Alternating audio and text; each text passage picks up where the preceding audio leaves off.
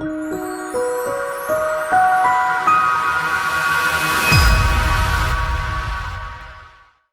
guys, what's up? It's your girl Britt from Britt Don't Quit Motivation. I got a good surprise for you guys. I have my first ever guest speaker, my dad, Steve. Hello, everyone. Are you excited to be here, Pops? Can't you tell? I'm really excited. Oh my goodness, I'm so excited to have him here. For those who are new to my page, welcome. I noticed your girl is up to 12,000 followers. Welcome the new ones to my page. For those who don't know, I'm Britt. I focus on healthy eating and entrepreneurship and really using the mindset to push you through your greatest destinies. You know, the powerfulness of the mind. So this segment, we're going to be talking about entrepreneurship. So who other to talk about it is my dad, who raised me to be the little entrepreneur I am today. Steve, tell us about yourself. Is this your first time on air? The very first time, and I do want to thank you for inviting me to be here. Really excited to be here. Okay, Dad, we don't have to be all professional, right? We could just be casual. I thought I was just expressing myself. As you can tell, guys, we actually work together in our own business. So we're used to having all these talks, and we wanted to give you guys some information of the things we talk about all the time about entrepreneurship. Steve, tell us a little bit about, I guess, yourself, where you're from, and how did you get from starting, you know, from the bottom and owning a multi-million-dollar business now? Well, a little bit about me. Not a whole lot to tell. I grew up in a place called Jonestown, Gretna, Okay. Louisiana, small town. Okay. And as you know, we grew up in Harvey. That's where you were born and spent the most of your time. So I worked for Exxon for many years, and at some point in time, after 17 years, I decided I wanted to do something different. Okay. And that kind of got me to thinking about getting into my own business. I was kind of frustrated and tired of getting up extremely early in the morning and Right. having to work for little. It was a pretty decent salary, but still always been an aggressive and ambitious person, so I wanted more. And obviously when you work for other people, you're limited. So Right. I wanted to get into a business where I had no limits, and that's where I started my first business, and that got me started, and Look where you are 14, today. 15 years later, we're here. So, Steve also has a lot of, my dad, I keep forget this, I could call him Dad, has a lot of real estate and things like that. And one of the things that we've always talked about is kind of like this generational wealth, and how do we educate people, especially in our community, about being the 9-to-5 worker if that's not your thing, to being an entrepreneur. I mean, tell me a little bit about, what it was working for Exxon and what made you do that jump, because you quit your job when you had kids, right? I mean, I was young, but I mean, were you ever nervous about quitting Exxon to open your own business? I guess I didn't think about that. I kind of thought about Right. the possibilities, and sometimes you have to decide between staying in your current situation and living a life of mediocrity, or actually going for the goal. And I thought you guys was worth it, so I felt like it was during the time you guys were small, it was a great opportunity for me to grow a business. So as you got older, you would have an opportunity to work for yourself. Right. So that's kind of like what I was thinking about. That was the real motivation for me, is to get into a business, something I could pass on. Right. Generational wealth is what we talk about a lot, right? Absolutely. I feel like it's a sacrifice, and you have to be willing to make that sacrifice, and you have to be someone who's comfortable, with winning. I'm not going to say comfortable with losing, because I believe that even Right. though you may not, even if you don't reach your goals, the very fact that you tried means so much. Right. Because otherwise, you go through life thinking about what could have been. Right. The what if we always talk about, right? Like, what Right. if I didn't Absolutely. jump? Absolutely. Yeah. Right, and I never wanted to be that person. I mean, we were very fortunate. Things worked out really well for us, and I would have been happy either way. Did you come from, like, which I already know the question, but for my viewers, I mean, you didn't really come from a lot of money. I mean, you came from humble beginnings, right? So You know, I think it's helpful to kind of expand on that a little bit so that other followers that's watching this can say, you don't have to be, you know, second generation of wealth like I am. You know, you could do it without nothing or coming from nothing. It's really hard to lose, in my opinion, you know, when you think highly of yourself and you're positive, Right. and your outlook have everything to do with it. Right. I mean, that's what you kind of always taught me, and like, you know, just hearing your story about, you know, when you literally came here and, you know, quit your job of Exxon. You know, I'm sure you were nervous about that. I mean, what would you tell people that's like, man, I'm so scared to make that jump? What would you tell those followers out there that's ready to jump but just don't have that last push they need? I would say that you have to really think. Do you really want to spend your life, you know, working in a cubicle? And I'm not faulting anyone because it's a personal decision. Mm-hmm. But you have to ask yourself, I mean, do you really want to be boxed up all your life, you know, working for someone else? You want to have your income controlled, you know, and have a limit on how much you can make. Right. You know, or would you rather invest in yourself? I mean, Right. a world without limits. So when I got my 5 to 7% raise, and I did really well, and you know, for the position I was in, I maxed out really early in life. So I pretty much had to live, you know, with that maximum, because the only way I can get any more money was to actually get into a different position. Wow. And that was always difficult to do. So once I got to the point where, you know, I wanted to travel, I wanted a world without limits. Take a day off without having to ask your boss to go to my graduation or something like that. It's something that's degrading, in my opinion, about Right.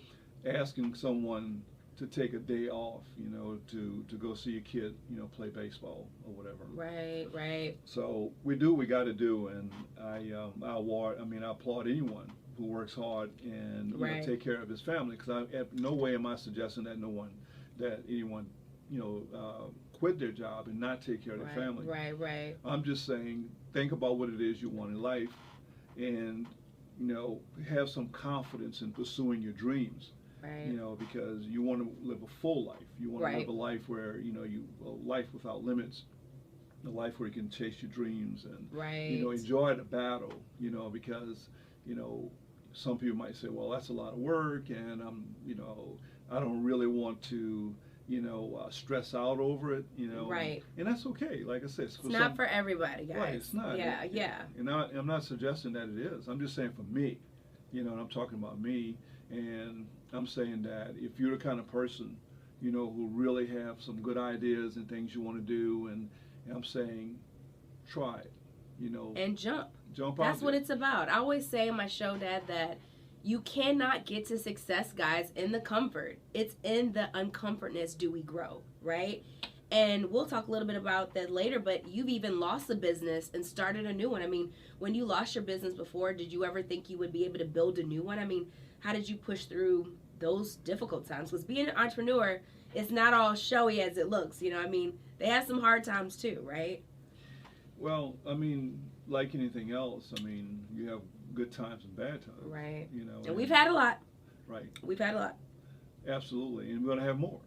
But that's okay. Yay! You know, I'm looking forward to it. Wow. Yeah, one thing about my dad is that he's always very confident. And even in life when I'm not, he is. So I would say that's another thing to take away is be confident in yourself, confident in your abilities, and know what you can do to really do this. Absolutely. You know, so I mean, and considering you've lost it all, gain it back, and now you're into real estate, is that correct? How many properties do you own? Well, I own a couple, you know, and we're looking at retiring pretty soon, so we're looking at residual income.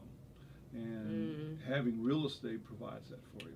Really? So, plus, you know, you get a chance to depreciate your properties, and, you know, you could help with reducing your taxable income. Right. And which save on your taxes. So that's a whole story in itself, and it's a whole business in itself. So I'm looking to transition from one business to the other. Right. I've always enjoyed working with my hands, you know, and as you know, I've built houses and things like that. He did. Right, so I mean, so I'm looking forward to doing more work like that. So yeah, that's awesome. And real estate is a great way, and a lot of time we don't know about that. Like, I'm excited to say I bought my first property at 34 years old. this year. So, I mean, you've really encouraged me to get into real estate and to save. I mean, is that how you were able to buy your first property?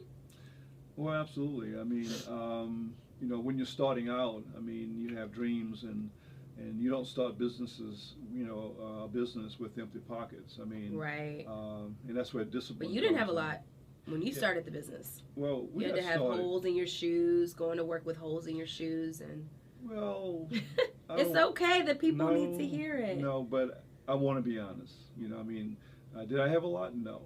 And that's okay, because you having things don't really, I mean, that's not the be all end all. Right. So I don't want to make it sound like you're not a happy person without money. I mean, you happy. Right, and money isn't everything. Yeah. No. It's the freedom, I think, with me for entrepreneurship, that it allows us, like, the value of time. And that's what you were talking about, Dad. Like, how do you value your time? Being able to go into your kid's recital, being able to work from anywhere. That's what entrepreneur provides you. And like you said, you use your businesses to save for your real estate. And that's kind of going to be what you're going to be doing in that next chapter of your life. Absolutely. When you, like anything else, I mean, you want to live a disciplined life. Right. And you don't that's another one, discipline. Right. I mean, you don't want to spend every dime you have. Excellent book out that I recommend to everyone is Rich Dad, Poor Dad. That is a very good one. Yeah, Probably the first book he told me to read. Right, by Robert Kiyosaki. Making sure that when you buy things, that you buy things with value and continue to have value. Buy assets. Right. Try not to spend too much money on junk or things that have little or no value and lasting value. Wow. Is that kind of what you did? You kind of saved for a couple of years to kind of start your business? And how did you know what business to start? I mean, what about the questions that my followers have in regards to what business do I start? How do I know that this is the right business I should invest in? Because it can be scary sometimes, right? I mean, we hear stories about people that's lost hundreds and hundreds of $1,000s in the wrong business. I mean, how did you know this business was the right business that was going to make it work for you? Yeah, one of the things you find, I'll start off with this. One of the things you find is that, people who are successful in business, they don't stop. They have tenacity, right? That's another one. So we said confidence, discipline. Now we're talking about tenacity. Absolutely. I mean, if you fail, then you get back up and try again. You have people that started and failed in several businesses, and they continue to get back up again and start. So each time, I mean, you get better and better. I mean, we always talk about business. Really, right. The real heart of a business is the same, when it comes to running a business. No matter if you sell, you're in a retail business, I mean, you're in real estate or whatever. Healthcare, whatever. Right. I mean, you have to learn how to run a business, and I try to spend a lot of time, with you and Stephen, trying to teach you the fundamentals of running a business, like marketing. Mm-hmm. Watching how you spend your money. People management, which is the big one. Managing expenses. Managing staff. Managing people, which is it's one in itself, honey child. Right. That alone is. And you have an MBA, and I do. You understand what I'm saying. The cost of money and things like that. Right. So it's a lot to get into, and really. Your success in the business, it's going to have a lot to do with your knowledge of a business. Absolutely. So I recommend to everyone, who's thinking about getting into a business to spend a lot of time educating themselves on the fundamentals of business. There's a lot of good courses and everything out there, and there's a lot of good reads out there as well. That's good. And why don't you tell the followers or the viewers when you got your MBA? Because some people may be like, oh my gosh, I'm old. I can't go back to school. I mean, what age did you get your MBA? Well, first of all, I don't ever classify myself as old. There you go. Yes. But then you always remind me that I'm old. Okay, Dad. All right. Okay. All right, let's stay on track. So how old were you when you got your MBA, if you don't mind? Or the decade? The decade. Were you in your 40s, your 20s, your 30s? I'll just say that I was in my 40s. Okay. But when I got my MBA, I was already in business. But I am an accounting major. Okay. So I already knew a little something, So when you got your accounting degree, did you use that? Like, did you think you were going to be an accountant your whole life, a tax guy? Well, again, you know the story. But I always wanted to, again, be in business, be in some kind of a business, because I wanted the freedom, that a business had to offer.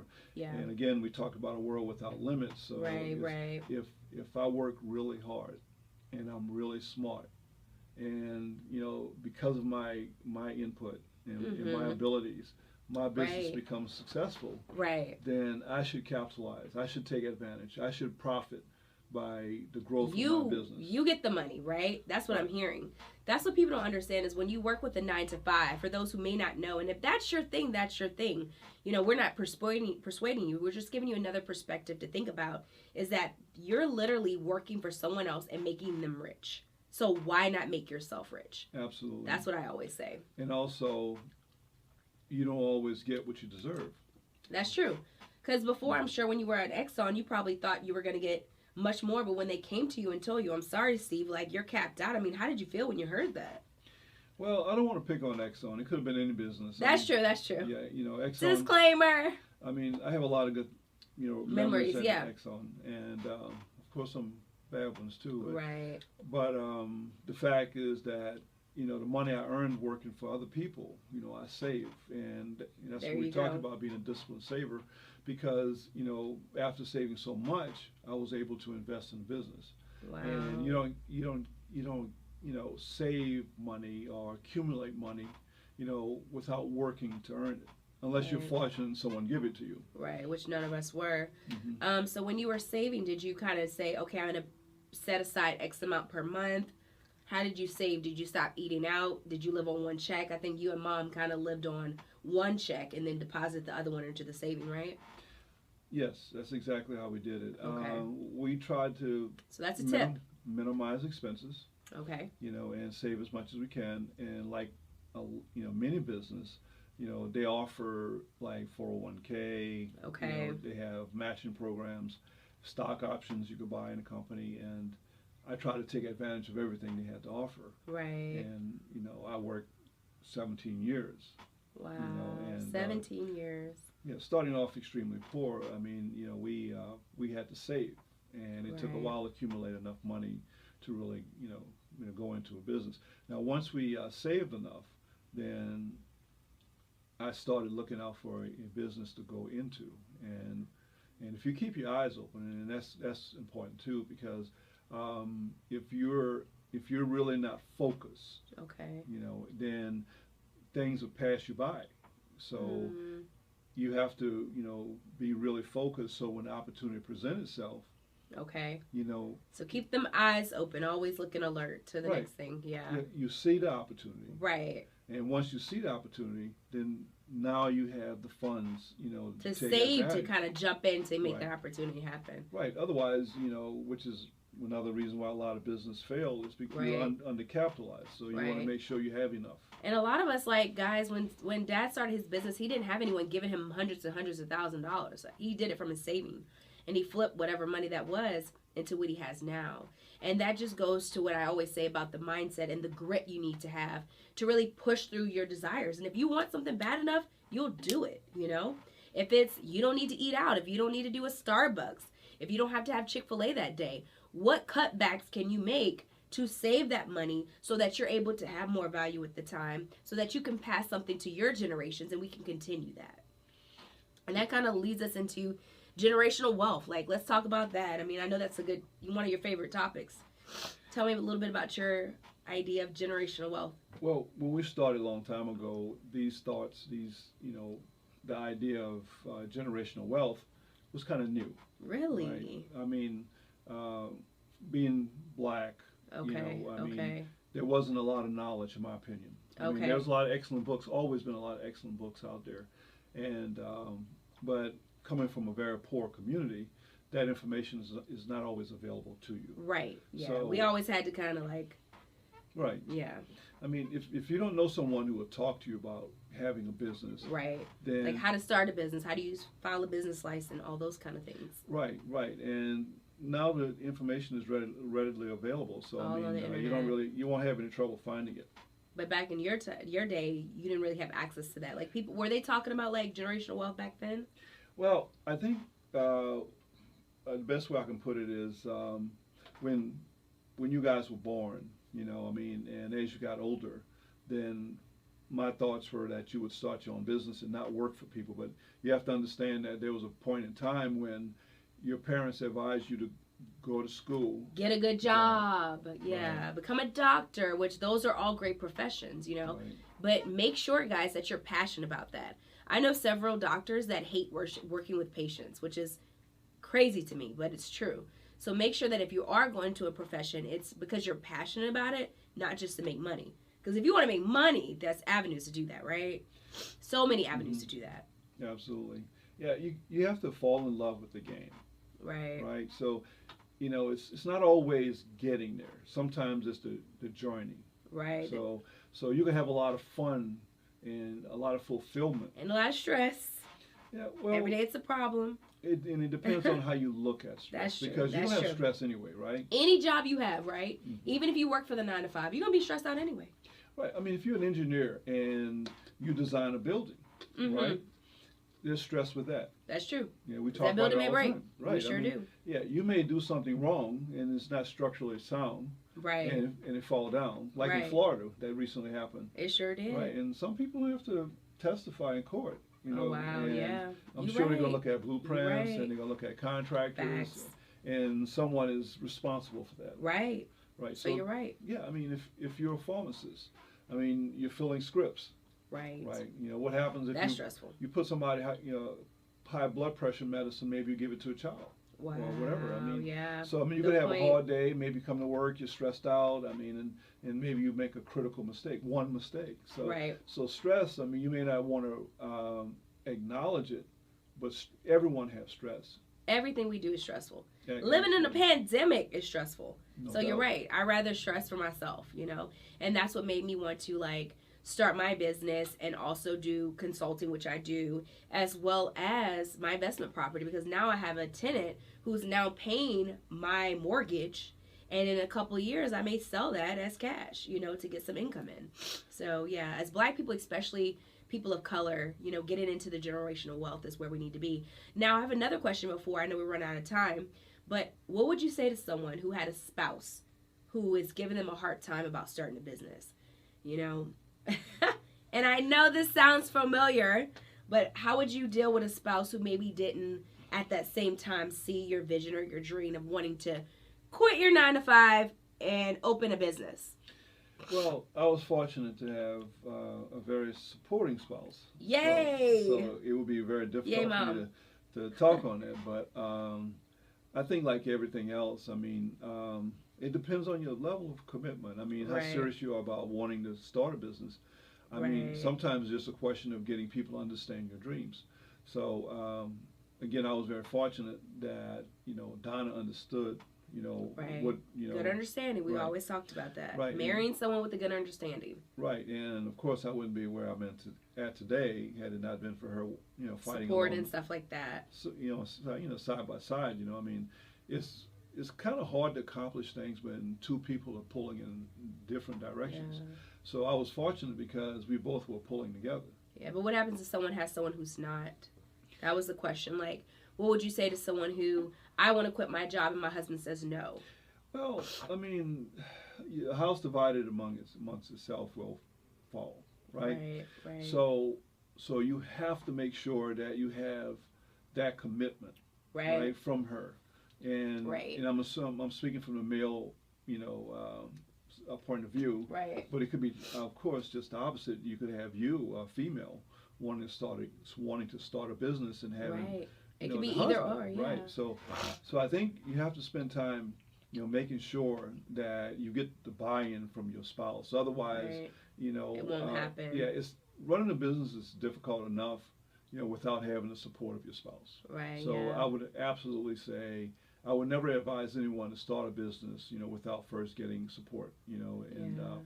I wouldn't say permission, but I would say Right, because you didn't getting have buy-in. permission at a point in time, and I remember when Mom didn't want to do a business, and you did, and you had to kind of, move forward with that, and that was a hard decision for you, but you still did it, and look where we are now today. So sometimes for those who have a spouse who may not share your vision, sometimes you have to do it anyway. I'm not trying to mess up any marriages, but sometimes if you feel that passionate about it, do it. I know one of my greatest motivators that I listen to, Eric Thomas was talking about it with his wife and stuff like that, and how sometimes people always are not going to see the vision. And as an entrepreneur, you have to see the vision, even though other people may not see that. Well, so I think it's possible, I would say, because you did it. But there were times when, Mom wanted to do something different, and we moved forward, and look where we are today. So sometimes I would say, let's just say you have to trust your spouse. Well, I'll go back to what I said earlier. I think you have to do a better job of getting them to understand what it is you want to accomplish. Yeah, that's right? Even better. So you may have all these ideas in your head, but if you can't, paint that lovely picture for them to see what it is you're trying to do. Right. It's not enough. Right. It's not enough just to say, well, just trust me, everything will be fine. I mean, if you're wealthy, then if you lost something, it doesn't even matter. But a lot of us are not. Yeah. Right. But if you're not, and you like the rest of us, right, then losing money is a big thing. So you don't want a person to have regrets about what it is you're doing. You want to make sure that you both are on the same page. Pray about it, y'all. That's what all I'm saying. If you don't know, pray about it. Pray about it. Absolutely. That's very good. Very good. Yes, as a community, I always say that we need to be educated, and not just Black people, any people, of just other ways of thinking about wealth, and that, if you do want to quit your 9 to 5, maybe being an entrepreneur is for you. It doesn't work for everybody. Because I tell you, every day it's something, right? At work, what do we say? We're fire extinguishers because there's fires every day. So I would say you have to be good at tenacity, and you have to have a lot of grit to stay in the fire. Well, you gotta be tough. Because we came here when we started this business, there was nothing. And my dad and I would come to that conference table, literally, dressed up and everything, and had nothing to do. And I said, Dad, what are we going to do? And you're like, we're going to figure it out. And every day we came, we figured things out, we figured things out, we figured things out. And it was hard times. There were times where you felt like God wouldn't give you a break, So I do want to paint it for the viewers that it's not easy. It's going to be a lot of peaks and valleys. But I definitely think that the rewards outweigh the price of entrance. Would you say? Absolutely. You don't achieve things, and you don't achieve wealth. You don't become successful in a business without, having those days. That's true. Right. You're right. I'm not going to sit here and tell you that every day is going to be a good day, because it's not. It's not. But I feel that the longer you stay in there, and the greater your chance of becoming successful. And I think sometimes, and I know everyone has heard this at least a million times, we come right to the door, and where we just about ready to achieve success, and we give up. How many times did we hear no? I think when we started this business, our newest business, we heard no all day, until that one day we heard a yes, right? Absolutely. Yeah, it's grit. It's tenacity. That's right. Literally. So you keep hearing no and you keep going until you hear yes. Right. So, I don't care how long it takes, you keep fighting. Right. Because, to go back, and live that kind of life, where, it's someone dictates my time and stuff like that. Yeah. Yeah, you have the opportunity to live life the way you want to. To be able to travel. Right. To be able to have enough money to buy things. Freedom to dictate how you spend your day. Right. You only get one life. Right. With the pandemic now, people have an opportunity to work from home. Right. And now I'm beginning to hear on the news where a lot of people don't want to go back to the office now. And why? Because they're beginning to see what it's like to be able to work at home, earn a living, right, and be able to spend time with their children and do various things that they want to throughout the day. Yeah, more value of time. Right. Time is valuable. Right. Because we're only here for a certain amount of period on this earth. So. Right. There's a limit on how much time we have. Right. So you want to spend your time doing the things that makes you the most happiest. Yeah. Yeah, it's definitely worth the hard hours and the nights. And I will say, since we're about, I think, 6 years into our newest business, it gets a little easier, right? But those second years, were really, really hard. But it's like you said, Steve, having the grit to stay in there and stay unmovable to that one day you hear the yes. So many of us, guys, we give up when we're so close to hearing the yes. It's just stay in it, sit in it. And I know it's hard. We've been there. We've had people tell us no, right, Dad? No, until one day it was a yes. And when we got that yes, We ran straight in that door and never turned back. And also, I wanted to also mention that you always told me, like, the bridge is burnt, Brittany. It's only, we have one way going forward, and that's this business. The bridge is burnt. You can't go back. So what are you going to do now? One way, right? Right. So burn the bridges behind you, so you only have one way to go, and that's forward. Right. Yeah. So you have to make sure that you're in it to win it. Right. Like I said, you have to have tenacity to make sure that you stay in there. It's kind of like the salesman, right? I mean, he knocks on the door and he said, "Ma'am, I have this vacuum cleaner I'd like to sell," Yeah. and she slams the door, and he continues to have the door slammed. Then one day he says, "You know what? I'm tired of having the door slammed on me." He puts his foot in the door, so the woman goes to slam the door, and his foot is holding the door open. So it's basically what he's saying. Look, you're going to hear what I say. You may still say no, but you're going to at least hear what I have to say. Then eventually he starts becoming more and more successful because Right. he had a great product. Right. And he had a good speech, Right. but he was never heard, because when people seen him at the door, they didn't want to be bothered, so they slammed the door. Slammed it in his face. Right. So you're getting doors slammed all the time. Right. But you gotta have that confidence to put that foot in the door. I'm like, look, you're gonna listen. And that's what I did. When we started our business, they were telling me no, no, no. And I said, look, you're gonna hear what I have to sell. You may not get it, but you will hear me. And the first lady who gave me an opportunity just said, Brittany, it looked like you needed help. You just needed a yes. And that was God's way of just sending the yes through. Right. And after so many bad days, you start to have good days. Right. You're like, man, there's a light at the end of the tunnel, and it's all worth it. Because at the end of the day, I want to leave something for my kids. I don't just want to leave them debt and bills and all this stuff. I want to leave them an opportunity and a chance to say, okay, if you don't want to be a doctor, if you don't want to be a lawyer, if you don't want to be an engineer, maybe you want to be an entrepreneur. At least my kids will have an option to do that, and that's what you gifted with me. I had an option of that. It wasn't always easy. I mean, we lost our business. I worked at Cheesecake. We had to hustle. But we had that grit and that confidence and that tenacity to get up and swing and fight. And look where we are today. And most importantly, you have knowledge. You always said that, Dad. Yeah, knowledge is power. Right. I mean, with some people, you can take their business away and take every cent out of the bank. And, they become so good at running business, until they can create a new business. And, just like that. And maybe they become successful in half the time. So you continue to develop your business skills. Right. And you can't help but get better. Right. Yeah, I will say that we've had so many chats along the way, and that's why I wanted you to come on the show to just offer. I wish we had more time. There's so much good stuff. Hopefully, my dad, Steve, will be back with us on another show, but I just wanted to share you guys these nuggets of gold that really, really helped us. And I wouldn't be where I am without my mom and my dad, who's here with me today. And just letting people know out there, and hopefully in the coming days or weeks, we could do a segment on how to start a business. So many out there are like, I want to do it. I want to start a business, but how do you do it? How do you get an LLC? We'll talk about how you have a business. You can get, your office in the business name and things you buy in a way to, assist with those tax fees, because we're all taxed out the wazoo. So maybe in later segments we could talk about it. But I'm just so excited of you just sharing with us these golden little nuggets that we all need, that I'm happy you were able to share. Any last minute thoughts or close out before we head on out that you wanted to tell the viewers? I want to say more about generational wealth. Okay. And what I was going to say is that sometimes within, one lifetime, it's too much to accomplish. And sometimes it takes several lifetimes, right? And you can take a selfish viewpoint where you only think about you and you don't think about the generations to come.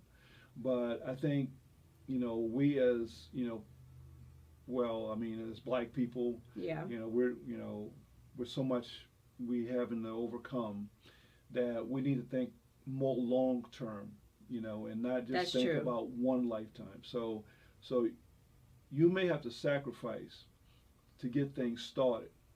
But then, once you bring children into the world, then they have something to start with.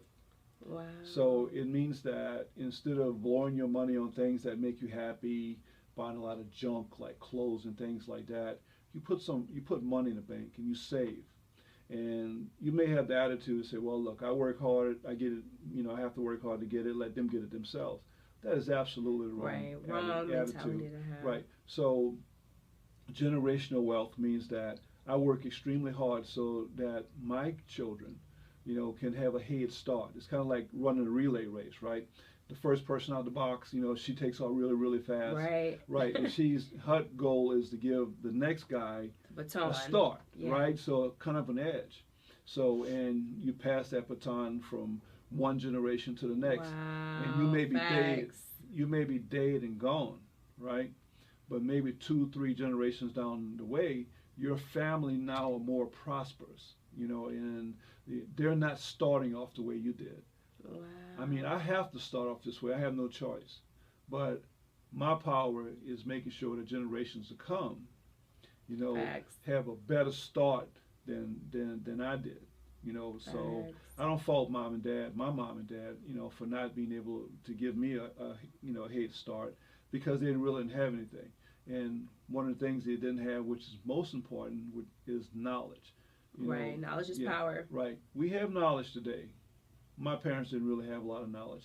I had more. You have a whole lot more. Right. And when your kids come into the world, they're gonna be that much more further advanced. Right, and that's what it's about. Being able to think ahead, think about generational wealth. Generational wealth, right. Like literally the definition of the word is generations to come, not just you. And like you said, sometimes it can't all be accomplished in one generation. But if you give it to me, I'm teaching my kids teach my kids, and that's how, as a people, we can grow and develop and really get to wealth. Because I don't know if you can get real wealth working for someone, but real wealth could become more powerful in the form of a business. Well, I mean, people who employ you so they can make money. And right? that's what people don't know, right. Yeah. I mean, but if you have some special gift, I mean, right. maybe you're the only person in the world that does something. Right. Then, of course, somebody's still making money off you, but right. then you can dictate a much higher pay for what it is you do. Right. So. And I always tell people, like, it doesn't matter what business it is. I know people that sell jewelry online. There are doctors by day selling jewelries at night. I know a pharmacist by day selling creams and lotions by night. It's just getting anything that you're really passionate about. And that's what entrepreneur allows you to do, is do something that makes you happy. Not just paying a paycheck, but something that you're passionate about. And like I said, 9 to 5 are great. We are not telling you to quit your 9 to 5. Do not quit your 9 to 5. We're just giving you another way of looking at it, another idea or another avenue that you might have not looked at by thinking about entrepreneurship. Well, that's it for now, guys. Until next time, bye.